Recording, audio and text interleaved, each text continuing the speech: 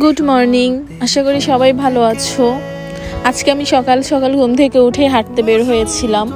আমার বাসার একটু সামনেই খুব সুন্দর একটা পার্ক আছে, আর ওটা আমার খুবই প্রিয় একটি জায়গা।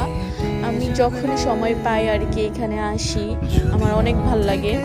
কিন্তু আজকে আসার পরে দেখলাম যে এখানে হয়তো কোনো কাজ চলতেছে, যেহেতু ইটালিতে সামার চলে আসছে, তাই নতুন করে আর কি পার্কটা হয়তো সাজাচ্ছে, কারণ সামারে আবার সবকিছু এখানে নতুন করে শুরু হয়।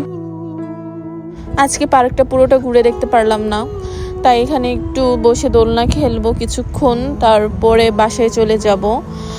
আমি এখানে আজকে প্রায় 3-4 দিন পরে আসছি, তো আমি জানতাম না যে পার্কে কাজ চলছে। আর এই ফুলগুলো দেখুন সুন্দর না, আমি যখনই দেখি এভাবে ফু দিয়ে উড়ে আমার অনেক ভালো লাগে।